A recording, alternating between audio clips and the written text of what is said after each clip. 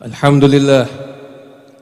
Alhamdulillah alladzi bisidqi ta'alluqi bihi yadhharu sirrul muwasali bainal arwah fi majali rahbin tanfatihu bihi abwabul i'tilafir ruhi bi khairi miftah mauhibatun minal maula biwasitati sirril inayati dhahara fiha sirru ta'arufi bainal arwahi wal ashbah wa salamin hadratin awjabal wusula ilaiha quwwatu rahbatin tanawwa'at minhal imdadu biwasitati tibin fah min majma'il kamalatil insaniyati li ashrafi miftahin li abwabil falah sayyiduna wa habibuna ashrafu da'in ila turuqis salah sayyiduna rasulillah Muhammad ibn Abdullah alladhi fi mahabbatihi kullul arbah wa sallallahu wasallam alaihi wa ala alihi wa ashabihi wa man salaka sabilahum fil ghadati war rawah amma ba'du.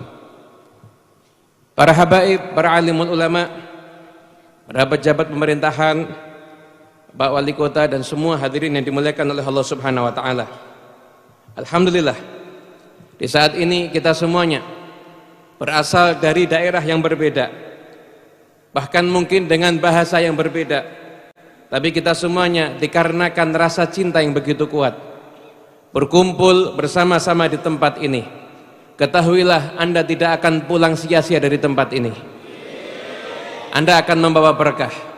Sebagaimana disampaikan oleh Nabi Muhammad SAW, siapapun orang yang berkumpul dan berzikir, maka dia akan mendapatkan ampunan, maka dia akan mendapatkan apapun yang diminta, dan akan dilindungi daripada apapun yang dia khawatirkan, insyaallah. Amin ya rabbal alamin.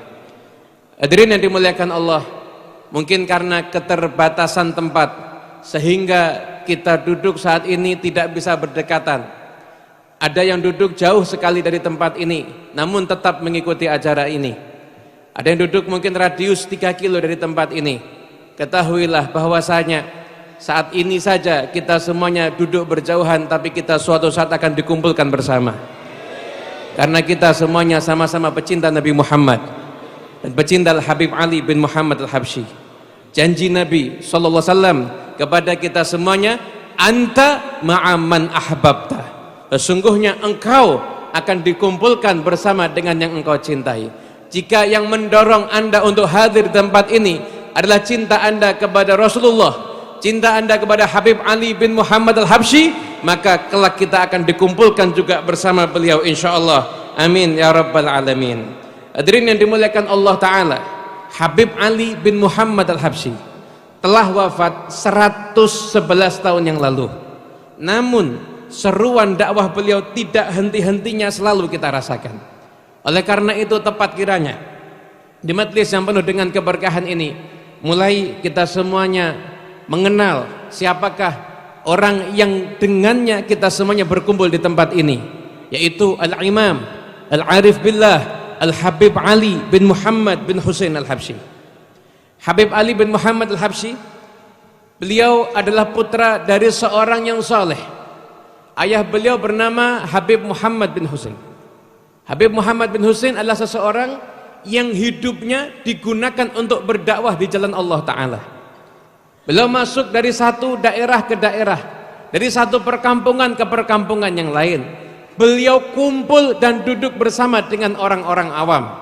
Bahkan Habib Muhammad bin Husain ketika beliau berdakwah, beliau mengajak muridnya, kemudian mengumpulkan petani yang apabila diajak untuk majelis taklim mungkin dia susah, diajak untuk berkumpul belajar mungkin dia susah. Maka Habib Muhammad bin Husain bawa muridnya disuruh menggantikan petani itu bekerja, dan petani itu duduk di hadapan Habib Muhammad bin Husain, belajar wudhu, belajar sholat, belajar menata hati, belajar agar caranya gimana menjadi orang yang mulia di sisi Allah Subhanahu wa ta'ala. Hidupnya digunakan untuk berdakwah. Suatu hari beliau mendatangi kota Syibam, dan di situ beliau mendatangi ulama.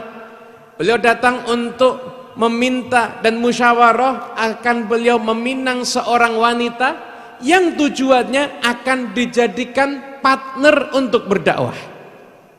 Maka niatan yang mulia ini, dan bagaimana kita lihat Habib Muhammad itu seorang ulama.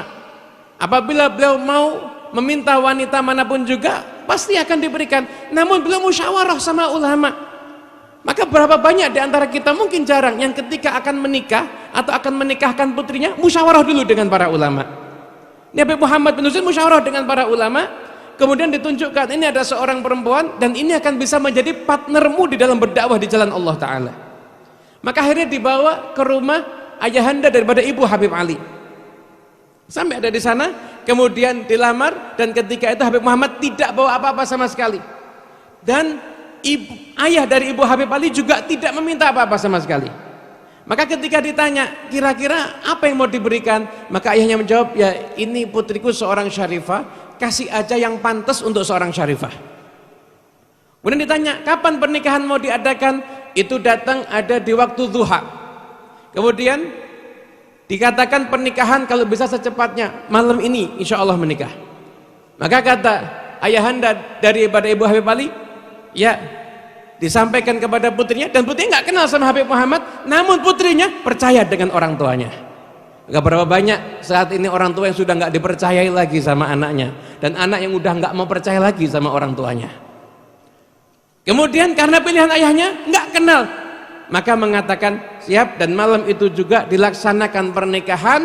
Besok subuhnya Habib Muhammad telah membawa istrinya untuk pergi berdakwah dalam keadaan keluarga istrinya bahagia dan istrinya pun juga bahagia.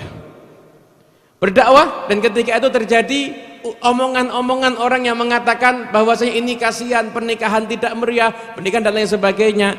Maka berdakwah berjalan tidak lama, maka Habib Muhammad bin Husain mengirim surat kepada seorang ulama yang tadi memintakan istri untuk beliau. Dikatakan bahwasanya istriku yaitu Alawiyah binti Husain Al-Hadi Al-Jufri, beliau berdakwah di kalangan perempuan-perempuan, berjumpa dengan seorang wanita yang usianya 80 tahun, seumur hidup tidak pernah sholat. Maka diajari caranya sholat, dari caranya berwudu, dari caranya bersuci. Maka wanita tersebut baru bisa sholat, nggak lama meninggal dalam keadaan mengerjakan sholat.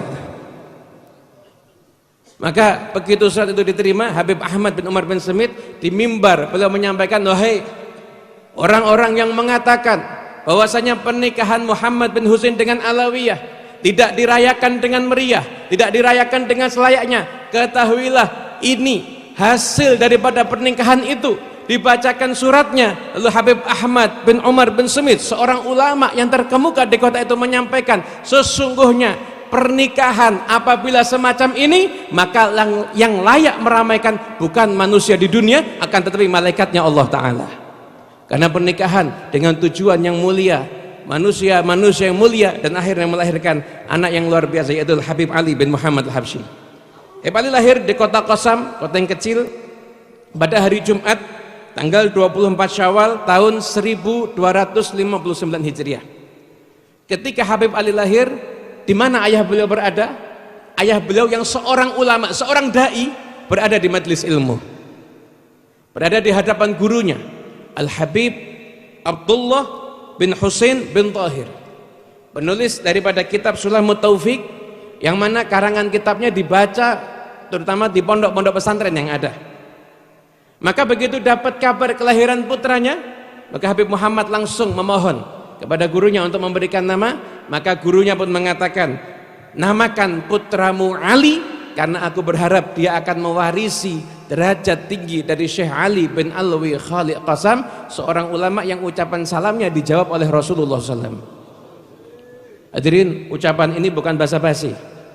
Ucapan ini, doa ini, namakan Ali, dan doa ini bukan basa-basi. Ini yang menyampaikan Habib Abdullah bin Husain bin Tahir, seseorang yang wiridnya sehari 25.000 la ilaha illallah, 25.000 ya Allah, 25.000 salawat kepada Nabi Muhammad, salat malamnya 10 juz Al-Quran, salat duhanya 8 juz Al-Quran. Manusia yang hatinya suci, ketika mendoakan pasti doa yang terbaik keluar dari lisannya. Dan betul, akhirnya karena barokah daripada doa tersebut, maka Habib Ali bin Muhammad Al-Habsyi tumbuh dewasa menjadi anak yang soleh. Ayahnya keluar pergi berdakwah dan beliau berada di bawah bimbingan ibunya. Di usia Habib Ali yang ke-17 tahun, Habib Ali diminta oleh ayahnya untuk pergi ke Mekah.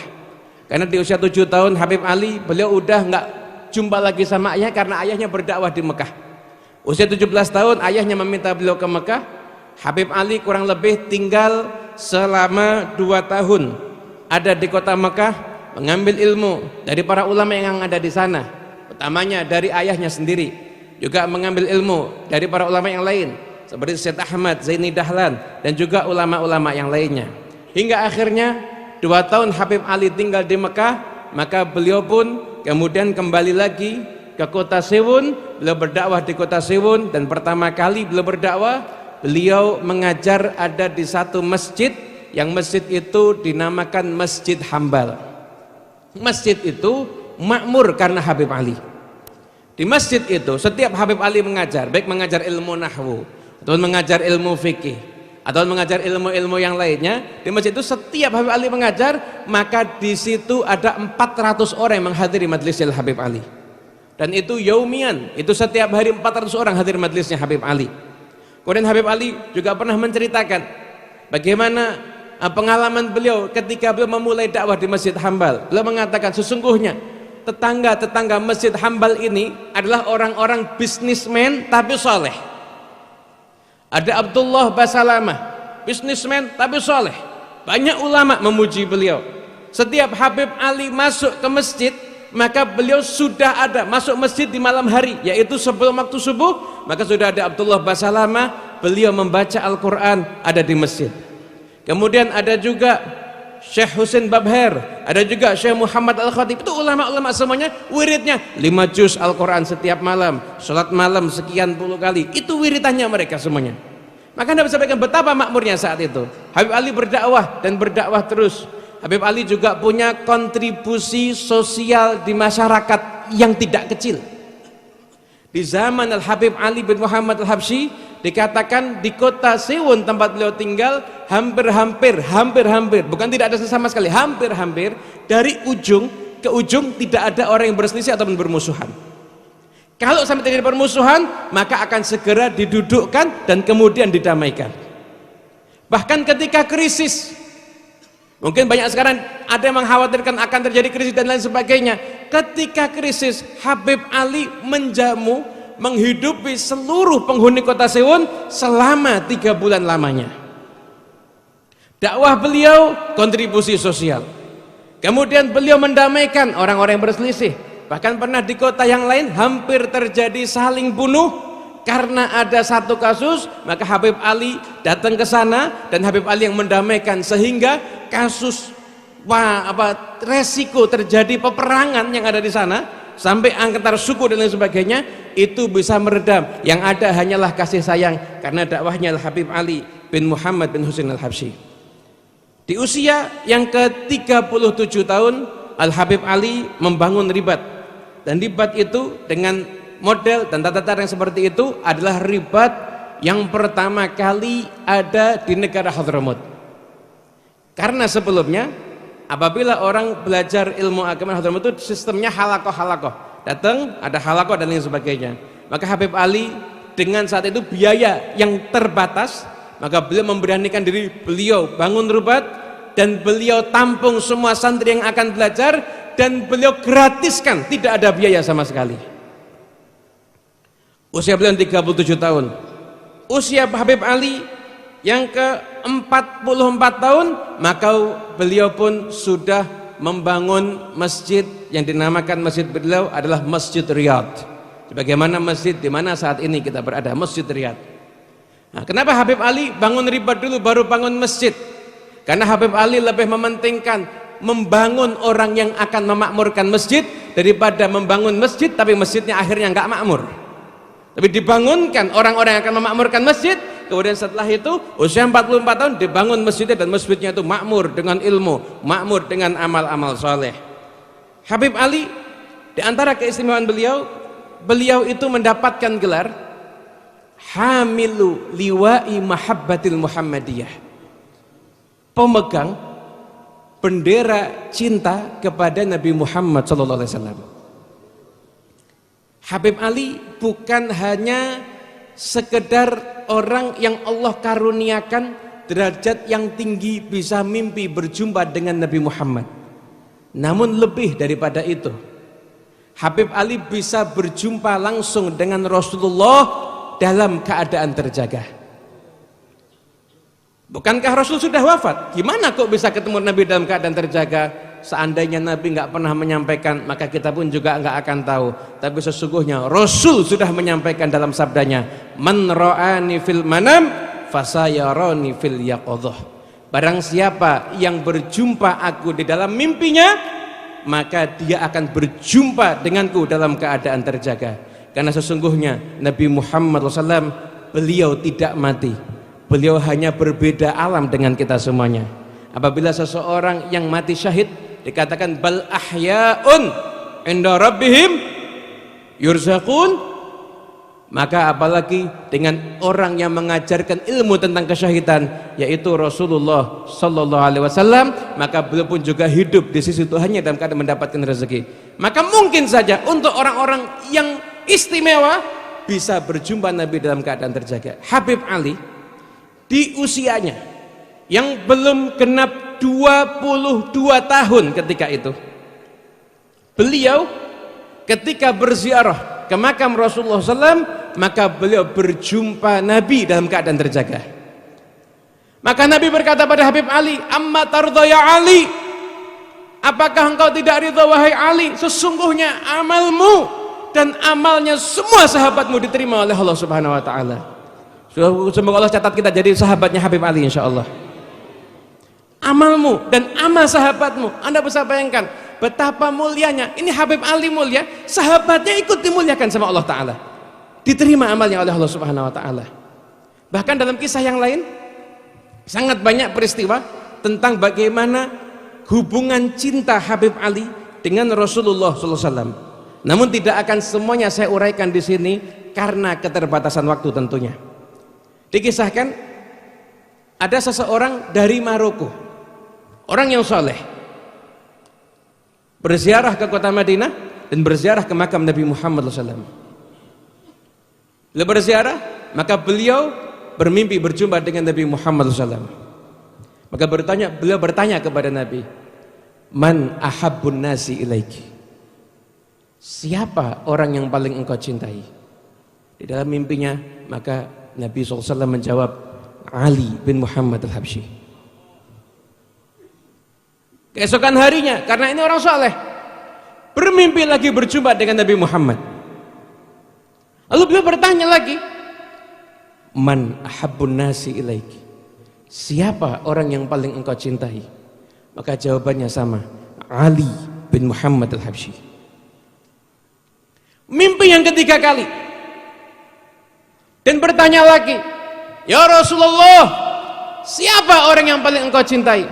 Maka dalam mimpi itu tetap dijawab, Ali bin Muhammad al-Habsyi. Maka beliau bangun tidur dan langsung bertanya.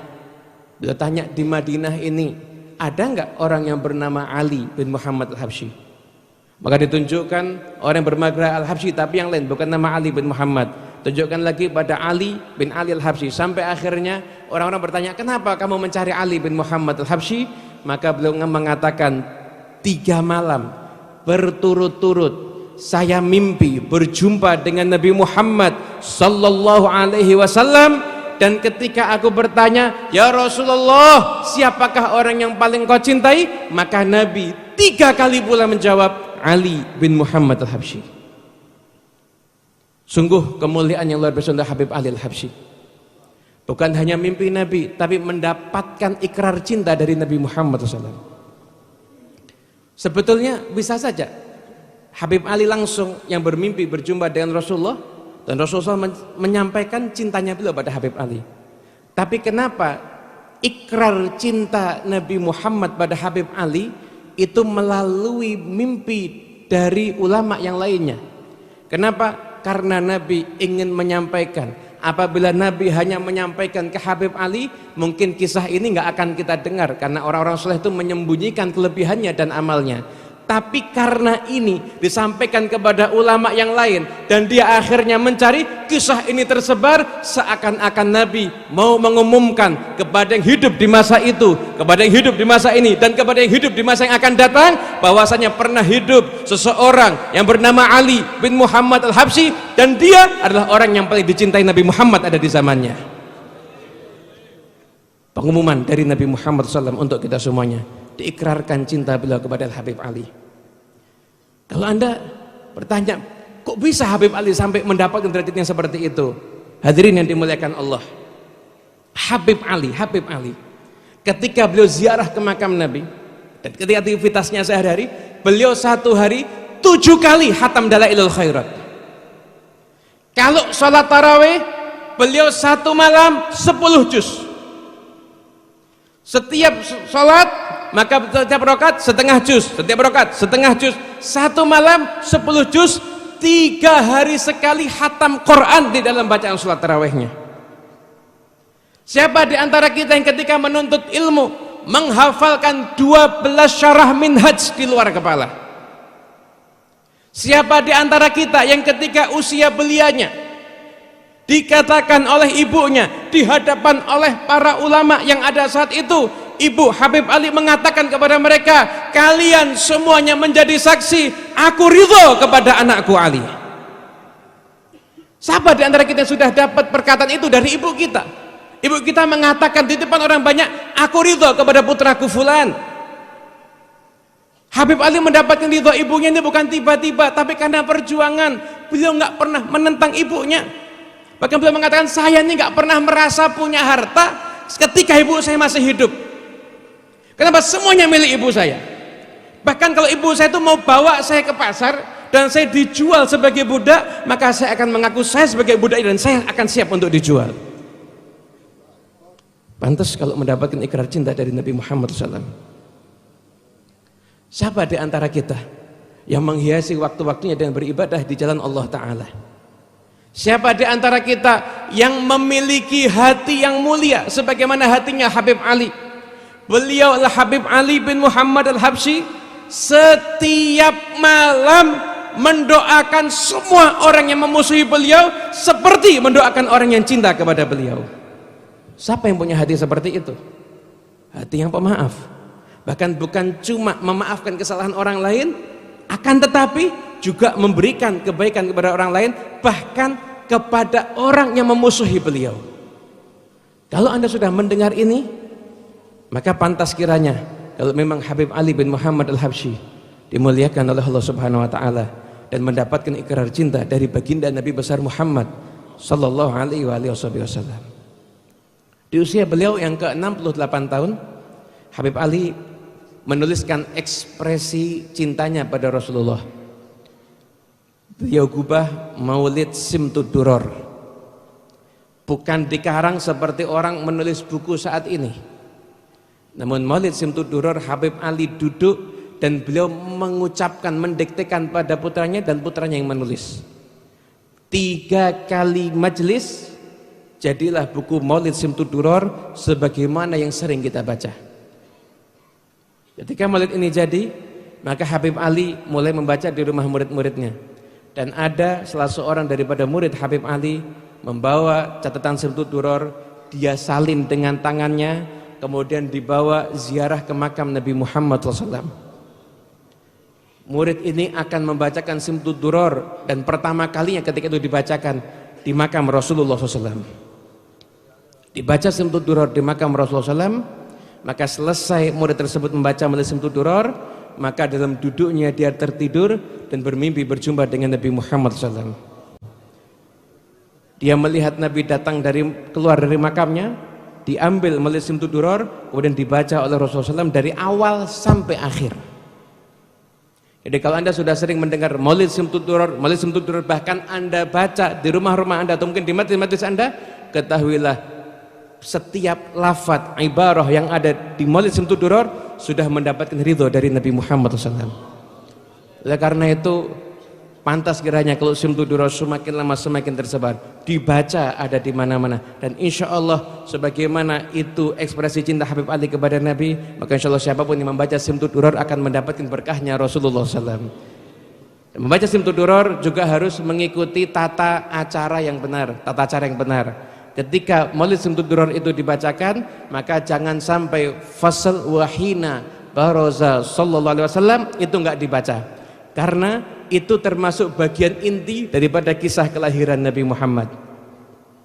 Hadirin yang dimuliakan Allah Ta'ala, kemudian Habib Ali juga punya banyak murid, maka murid Habib Ali tersebar ada di Indonesia ini, tersebar banyak sekali di Nusantara. Ada murid Al-Habib Ali, Habib Muhammad bin Idrus Al-Habsyi yang ada di Surabaya. Ada murid Al-Habib Ali, itu Al-Habib Alawi bin Segaf As-Segaf yang ada di Pasuruan, yang merupakan guru daripada para kiai yang ada di Pasuruan. Kemudian ada pula murid Al-Habib Ali bin Muhammad Al-Habsyi, Habib Abu Bakar bin Muhammad As-Segaf yang dimakamkan di Masjid Jami' Gresik. Kemudian ada pula murid Al-Habib Ali bin Muhammad Al-Habsyi, Al-Habib Ali bin Abdurrahman Al-Habsyi Kuitang, Al-Habib Ali bin Husin Al-Attas, dan semua para ulama yang ada saat ini itu rata-rata mereka murid atau anak murid dari Habib Ali atau cucu murid daripada Habib Ali bin Muhammad Al-Habsyi.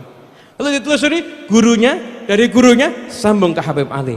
Oleh karena itu acara Haul Solo ini menjadi satu magnet yang kuat dihadiri. Kenapa? Karena ikatan hati antar pengunjungnya itu kuat. Kenapa ikatan hati antar pengunjungnya kuat? Karena sanad keilmuan mereka sambung kepada ulama yang dihauli, yaitu Habib Ali bin Muhammad Al-Habsyi, sehingga terjadi magnet yang kuat dan akhirnya dihadiri dari mana-mana, dari setiap tempat untuk mengambil berkah daripada Habib Ali bin Muhammad Al-Habsyi. Begitu juga dengan para ulama Nusantara yang lain. Ayah Habib Ali adalah seorang mufti Makkah, Habib Muhammad bin Husin Al-Habsyi. Kakak beliau Habib Husin juga seorang mufti. Ipar beliau seorang ulama, Habib Alwi As-Segaf yang terkenal ada di kota Mekah. Dan para ulama Nusantara sanad keilmuannya tersambung sampai ke ayahanda Habib Ali. Di antaranya adalah Kiai Haji Hashim Asy'ari, pendiri Jam'iyah Nahdlatul Ulama. Beliau di dalam kitab Tasniful Asma dikatakan beliau berguru kepada Al-Habib Alawi As-Segaf, ipar Habib Ali, dan juga berguru pada Habib Husin bin Muhammad bin Husin Al-Habsyi, yang mana sanad keilmuannya sampai kepada ayahnya Habib Ali. Sehingga suatu hari Kiai Haji Hashim Asy'ari beliau mencari daripada keturunan gurunya yang ada di Indonesia saat itu. Maka Kiai Haji Hashim Asy'ari mendatangi Habib Alawi, dan ketika Kiai Haji Hashim Asy'ari berguru kepada para habaib, maka itu menjadi suatu bukti bahwasanya seorang ulama tidak akan berguru kepada keturunan nabi yang palsu. Itu merupakan tanda bahwasanya para habaib sudah diakui adalah cucu Nabi Muhammad SAW. Berguru dengan para habaib, kemudian menjalin hubungan, nggak cukup berguru, menjalin hubungan. Kiai Haji Hashim Asy'ari dari Jombang datang ke Solo menjumpai Habib Alawi. Kemudian ketika berjumpa dengan Habib Alwi, inti daripada maksud beliau mau bersilaturahmi, dan beliau menyambung hubungan dan mengatakan, sesungguhnya aku adalah murid dari paman antum, yaitu Habib Husin bin Muhammad bin Husin Al-Habsyi. Bagaimana akhlak yang luar biasa ditunjukkan untuk menyambung hubungan dengan para ulama, menyambung hubungan dengan anak cucu Nabi Muhammad sallallahu alaihi wasallam. Karena siapapun yang berpegang dengan anak cucu Nabi, manhajnya mereka, maka tidak akan tersesat. Dua hal yang tidak akan terpisah sampai haud nanti, kitabullah wa itrati ahli baiti. Habib Ali pun juga bukan hanya punya hubungan dengan ulama yang masih hidup, bahkan juga dengan yang telah wafat. Yaitu dikisahkan diantaranya, selain Syekh Abu Bakar bin Salim, Syekh Umar bin Makhrumah, dan banyak ulama yang lainnya pula, Habib Ali punya hubungan yang erat dengan Syekh Abdul Qadir Al-Jailani. Salah seorang sahabat Habib Ali, Habib Abdul Qadir bin Qidban, beliau bermimpi 3 kali berjumpa dengan Syekh Abdul Qadir Al-Jailani, dan Syekh Abdul Qadir Al-Jailani mengatakan, sampaikan salamku kepada Ali dan katakan kepada Ali, aku mencintai dia, dan sebut aku di majlis-majlisnya dia, maka dia pun akan aku sebut di majlis-majlisku. Maka Habib Abdul Qadir bin Qidban pun mendatangi Habib Ali dan seraya menyampaikan mimpi itu pada Habib Ali. Maka Habib Ali pun merasa bergembira mengatakan, apakah Syekh Abdul Qadir mencintaiku? Maka sejak saat itu di majlisnya Habib Ali bin Muhammad Al-Habsyi dibacakan manaqib daripada Syekh Abdul Qadir Al-Jailani. Bahkan di saat itu setiap ada orang yang datang untuk meminta berkah nama untuk putranya, maka Habib Ali memberikan nama Abdul Qadir. Dan banyak di antara yang diberikan nama Al-Habib Ali menjadi orang-orang yang luar biasa. Di antaranya Al-Habib Abdul Qadir bin Ahmad As-Segaf, yang kita tahu guru daripada para ulama. Di antaranya pula Imam Masjid As-Segaf, yaitu Habib Abdul Qadir bin Abdurrahman As-Segaf, yang beliau wafat dalam keadaan sujud. Wafat dalam keadaan sujud saat ada di masjid, di bagian masjid yang termulia di mihrab, ketika hari Jumat, di saat mengerjakan sholat Jumat, di sujud yang terakhir.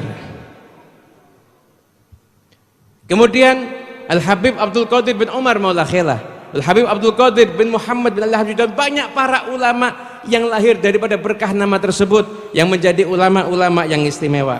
Kemudian Habib Ali pada tanggal 20 Rabiul Tsani 1333 Hijriah, Habib Ali meninggalkan dunia yang fana ini menuju rahmat ilahi. Ya Allah, berilah Habib Ali sebaik-baik balasan, tempatkanlah beliau di surga yang tinggi bersama para nabi dan orang-orang yang kau cintai. Ya Rabb, ya Allah, saksikanlah bahwa kami semua mencintai Habib Ali, dan nanti kumpulkan kami bersama dengan Habib Ali dan Nabi Muhammad di surga nanti. Amin ya Rabbal Alamin. Hadirin yang dimuliakan Allah, Habib Ali meninggalkan 4 orang putra dan seorang putri, dan salah seorang putra beliau dimakamkan di masjid ini, yaitu Habib Alawi bin Ali. Putra beliau yang lain juga dimakamkan di kota Solo bernama Habib Ahmad bin Ali. Habib Alawi bin Ali, beliau yang membangun masjid ini. Beliaulah yang pertama kali mengadakan acara ini. Jadi kita semuanya bisa berkumpul saat ini, itu semua karena jasanya Habib Alawi. Karena beliau yang memulai membuat acara ini, membuat haul ayahnya ada di kota Solo yang tercinta ini. Habib Alawi adalah seseorang yang berbudi pekerti luhur. Tamunya nggak pernah berhenti, pintu rumah selalu terbuka untuk tamu. Beliau orang yang ramah, beliau orang yang dermawan, beliau orang yang berakhlakul karimah. Dan Habib Alawi adalah terkenal seseorang yang ahli zikir. Lisan beliau selalu basah karena berzikir. Tidak pernah beliau tuh kelihatan berhenti daripada zikirnya di saat-saat yang memang disunahkan untuk berzikir. Kemudian Habib Alawi, beliau juga punya seorang putra, yaitu Habib Muhammad Anis bin Ali Al-Habsyi, dan juga putra-putra Habib Alawi yang lainnya. Habib Alawi wafat ada di Palembang, dan beliau atas wasiatnya dimakamkan di kota Solo, di samping masjid yang beliau bangun, yaitu Masjid Riyadh ini. Habib Ja'far bin Syaikhan, beliau mengatakan bahwasanya Habib Alawi mempunyai khususiyah yang luar biasa yang jarang dimiliki sama orang lain. Beliau ketika wafat ada di kota Palembang, itu wafat dalam keadaan yang sangat indah. Berangkat udah siapkan kain kafannya sendiri. Kemudian sampai di kota Palembang, ketika beliau wafat, beliau disolatkan di 3 kota bersama para ulamanya. Disolatkan di Palembang bersama para ulama, disolatkan di Jakarta bersama para ulama, lalu disolatkan di Solo pun juga bersama dengan para ulama. Dan beliau itu diiringi jenazahnya melalui udara dan juga melalui daratan dan juga melewati daripada lautan. Itulah khususnya daripada Habib Alawi bin Ali Al-Habsyi, yang beliau kemudian meninggalkan putranya yang beliau didik menjadi seorang yang saleh dan meneruskan perjuangan beliau, yaitu Habib Muhammad Anis bin Alawi Al-Habsyi. Wasiat Habib Ali kepada Habib Anis ketika beliau akan pergi ke Palembang, Habib Ali mengatakan, "Duhai anakku, sesungguhnya aku ingin engkau ikut dalam perjalananku ini. Namun apabila engkau ikut, siapa yang akan mengurus masjid ini? Nggak ada yang ngatur merohah, nggak ada yang ngatur maulid dan majelis taklim. Begitu pula ibu dan saudara-saudaramu akan kesepian jika kita semua berangkat. Apabila engkau mau tinggal di sini, maka engkau akan menghibur mereka semuanya. Wahai anakku, cukup engkau antarkan aku ke Semarang. Nanti jika aku telah menuju Jakarta, maka engkau tinggalkan aku, engkau kembalilah ke Solo. Dan kuwasiatkan kepadamu, apapun yang terjadi, berusahalah untuk memakmurkan tempat ini. Kerjakan kegiatan ini, rohah, maulid, majelis taklim bersama dengan saudaramu Abu Bakar. Kerjakan di tempat ini rutinitas sebagaimana biasa, sebagaimana yang pernah aku lakukan ketika aku berada di tempat ini. Dan sampai sekarang rutinitas itu masih berjalan hingga saat ini, bahkan semakin lama semakin makmur. Semua majelis taklim, maulid, hizib Al-Quran antara maghrib dan isya, sholat 5 waktu berjamaah di masjid. Jadi ketika aku tidak ada di sini, ada engkau di masjid. Ini yang istimewa. Habib Alwi yang dipikirkan siapa? Tetangga masjid itu tidak kesepian karena ada keberadaanmu di sini. Yang dipikirkan tetangga sekitar, dipikirkan sama Habib Alwi ketika beliau akan safar, dan di situ adalah wafatnya Habib Alawi bin Ali Al-Habsyi. Dan aku, wahai Anis, tidak perlu mewasiatkan kepadamu untuk mengurus ibumu dan saudaramu, karena aku sudah menyaksikan ketika aku ada, engkau sudah sangat baik kepada mereka, dan aku yakin kalau aku tidak ada, engkau akan jauh lebih baik lagi kepada mereka. Wasiat yang luar biasa oleh Habib Alawi kepada Habib Muhammad Anis, dan beliau pun melanjutkan perjuangan ada di masjid ini. Habib Anis bin Alawi Al-Habsyi, beliau yang merintis untuk menyambung hubungan lagi yang sempat terputus antara Nusantara ini dengan Hadramaut, negeri asal para wali songo. Ketika itu sempat terputus, maka Habib Anis berangkat bersama rombongan, kemudian berjumpa dengan Habib Abdul Qadir bin Ahmad dan para ulama yang lainnya, kemudian meminta dai yang masih muda untuk dibawa ke Indonesia dan untuk berdakwah di Indonesia, dan agar menyampaikan dakwah di sini, dan akhirnya membawa murid untuk belajar ada di Hadramaut sana, dan akhirnya dipilih Habib Umar bin Muhammad bin Salim bin Hafid, dan terus kesinambungan dakwah itu berlangsung sampai saat ini. Habib Anis adalah orang yang mewarisi akhlaknya Rasulullah. Salah satu yang paling menonjol dari beliau, setiap orang duduk dengan Habib Anis selalu merasa dirinya orang yang paling dicintai. Tiap orang duduk dengan beliau, siapapun merasa aku nih orang yang paling dicintai, setiap orang, karena betapa luhur akhlak beliau. Bahkan beliau amalnya yang luar biasa, setiap hari hidupnya berzikir, memakmurkan masjid, membaca Al-Quran, menghatamkan Al-Quran, membaca kitab, memakmurkan majelis ilmu, bersilaturahmi. Beliau mengatakan, saya tidak punya amal apa-apa, saya hanya cinta kepada orang soleh, dan saya pun juga cinta kepada ilmu. Pada hari Senin 14 Syawal tahun 1427 Hijriah, Habib Anis berpulang ke rahmatullah, dan beliau meninggalkan putra-putranya melanjutkan perjuangan beliau di sini, memakmurkan tempat ini. Sebagaimana Habib Alawi memakmurkan tempat ini, maka sampai saat ini pun tempat ini selalu dimakmurkan. Sebagaimana dulu Habib Ali berhubungan dengan Syekh Abdul Qadir Al-Jailani, maka sampai sekarang pun yang ada di sini tidak bergeser sedikit pun. Setiap khatmul Quran malam 29 Ramadan di masjid ini dibacakan khutbahnya Syekh Abdul Qadir Al-Jailani. Oleh karena itu, maka kita berdoa memohon kepada Allah Subhanahu wa taala, ya Rabb, ya Allah, berkat kekasihmu Nabi Muhammad SAW, ya Rabb, ya Allah, berkat aulia Allah, berkatnya Habib Ali bin Muhammad Al-Habsyi, ya Rabb, ya Allah, kami yang kumpul di tempat ini, ampuni semua dosa kami ya Allah, tutupilah semua aib kami ya Allah, ya Rabb, ya Allah, bimbinglah kami ke jalan yang benar, ya Rabb, ya Allah, ridhoilah kami semuanya, ya Rabb, ya Allah, jadikan kami anak yang mendapatkan ridho kedua orang tua kami, ya Rabb, ya Allah, jangan engkau wafatkan orang tua kami sebelum meridhoi kami semuanya, ya Rabb, ya Allah, untuk orang tua kami yang sudah meninggal dunia, maka jadikan kuburnya taman daripada taman surga, jadikan kuburnya mendapatkan naungan rahmat-Mu ya Allah, terangi kuburnya ya Allah, sinari kuburnya ya Allah, ya Rabbi Allah, andai kata kami belum sempat berbakti kepada beliau semasa hidup kami, maka jadikanlah setelah wafatnya kami bisa menjadi anak yang berbakti kepada beliau. Ya Rabbi Allah, pandanglah kami dengan pandangan yang khusus, pandanglah kami dengan pandangan yang akan merubah semua keadaan kami, rubahlah keadaan kami menjadi orang yang lebih baik. Ya Rabbi Allah, sebagaimana Engkau mempersatukan kami di majlis ini, maka persatukanlah hati kami semuanya, jadikan kami semuanya orang yang menempuh jalannya orang-orang yang soleh, menempuh jalannya aulia Allah wassalihin. Ya Rabbi Allah, siapapun yang telah membantu acara ini ya Rabb, berikanlah kepada mereka kebaikan ya Rabb, mereka yang telah membantu dengan hartanya, yang telah membantu dengan tenaganya, yang telah membantu dengan pikirannya, ya Rabbi Allah, berikanlah mereka sebaik-baik balasan. Ya Rabbi Allah, ya Rabbi Allah, berikanlah kebaikan kepada siapapun yang telah mengamankan acara ini, kepada pemerintahan Kota Solo yang telah mengizinkan acara ini diselenggarakan, maka balaslah kebaikan untuk kemakmuran ada di kota ini. Ya Rabbi Allah, ya Rabbi Allah, ya Rabbi Allah, ya Rabbi Allah, kami tahu diri kami banyak dosa, kami tahu mata kami bermaksiat, lisan kami bermaksiat, telinga kami bermaksiat. Ya Rabbi Allah, jangan Kau haramkan kami untuk bisa mimpi berjumpa dengan Nabi Muhammad.